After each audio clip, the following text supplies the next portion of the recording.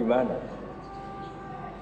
Bumi ini kan hanya rubuk-rubuk seperempat, yang ada arah itu seperempat. Tapi kalau Ka'bah itu sama Texas, satu Texas dengan Ka'bah itu lalu kiblatnya mana?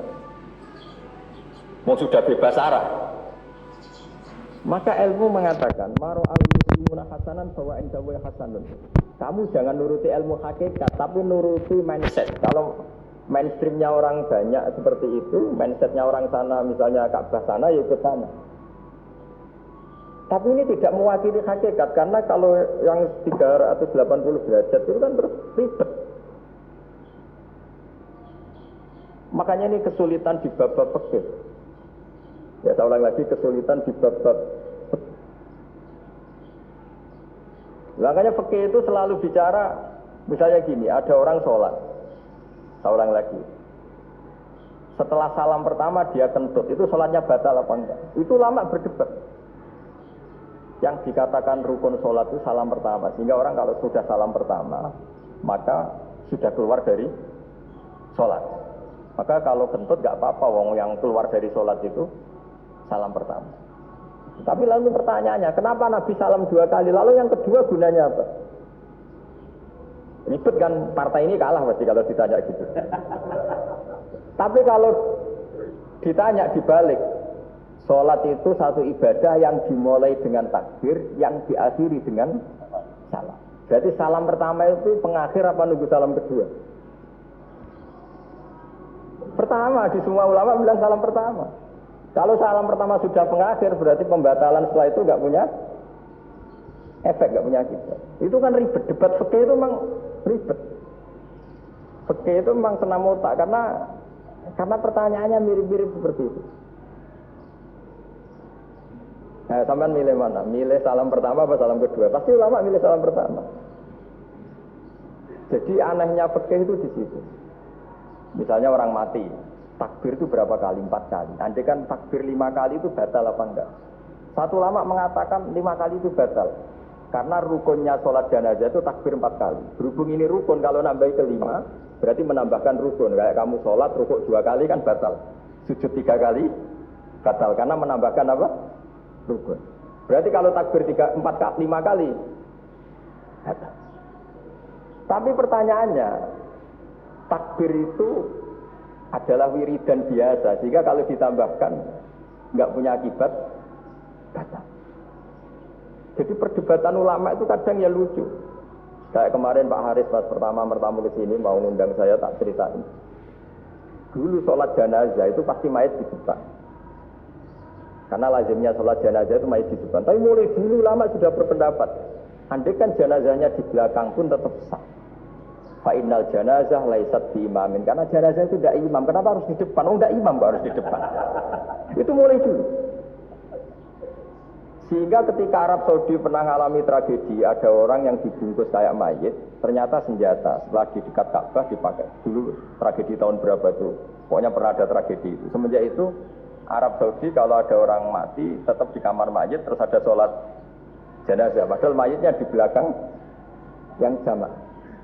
Jadi meskipun kita tidak akan bikin ajaran baru jenazah di belakang, ya tidak keren, kasihan kan. Tetap biasanya di depan ya di depan. Tapi meskipun jenazah ini di depan, kita tetap berpendapat andai kan di belakang tetap sah, tapi nggak usah dipraktekkan. Nah, pentingnya ilmu ini begini. Saya misalnya di Rembang, boleh nggak nyolati gaib jenazah yang di Surabaya? Boleh kan? Padahal yang kita sholati di belakang. Jadi ilmu itu penting. Cocok tidak cocok, nama ilmu itu penting.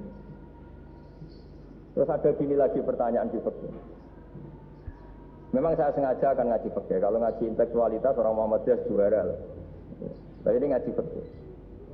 Ada orang sarongnya itu pas sampai lutut. Kalau berdiri lututnya tertutup. Tapi nanti kalau ruko agak jengking lututnya terbuka.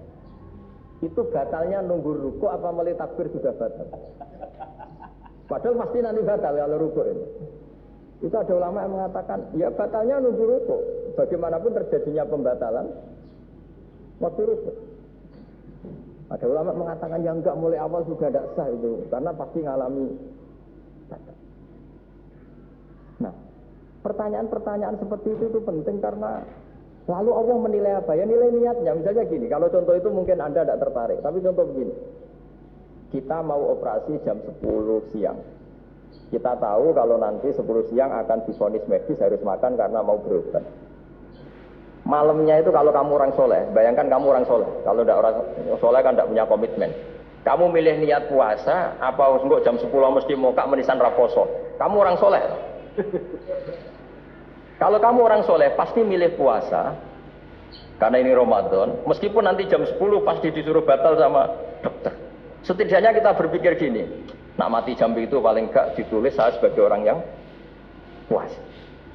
Jadi perasaannya orang soleh itu beda. Kalau orang kok sampean barang menisan raposo kok ya mesti. Sampean tidak pernah berpikir bahwa puasa mulai fajar sampai jam 10 itu luar biasa. Bisa saja kita mati jam 7, bisa saja mati jam 6. Kan ditulis Allah sebagai orang yang berkomitmen terhadap puasa. Terus ada kemungkinan kecil, udahlah jam 10 itu dokternya sakit atau nggak jadi ke sana. Berarti kamu kan nggak jadi buka.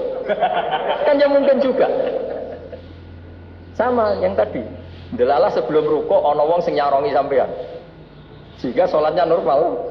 Kamu tidak menemukan pakaian yang pas, dibeli pas setelah ruko, mau ruko, ono wong ngerti, wah sholatnya kira bener disarong. Itu agama. Jadi agama itu dimulai dari mana coba? Dimulai dari niat, dari komitmen. Nah, sekarang kelirunya kenapa ada garis keras? Agama itu dimulai dari keinginan ideal. Itu yang mulai terus ada orang-orang garis keras. Agama ini enggak, agama ini dimulai dari niat. Sampai ada kaidah agama la yudroku kullu, la yudroku kullu. Kalau tidak bisa ideal, jangan ditinggalkan sama. Tapi orang enggak, sekarang bayangkan Islam itu ideal.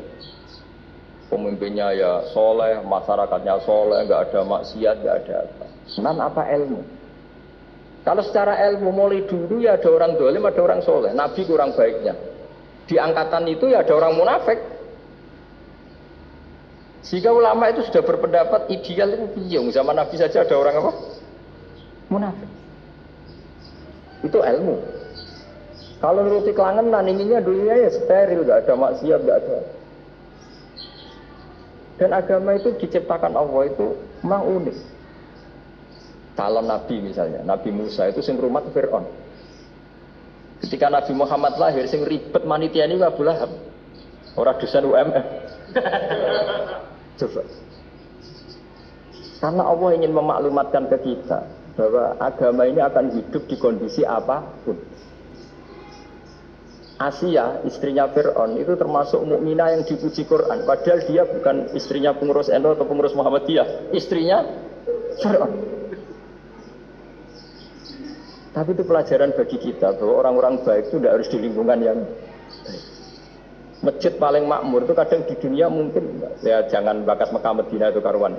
Mungkin di antara masjid yang makmur justru yang di Kanada, di Amerika mungkin. Karena merasa minoritas itu perpustakaannya ada, kajiannya ada.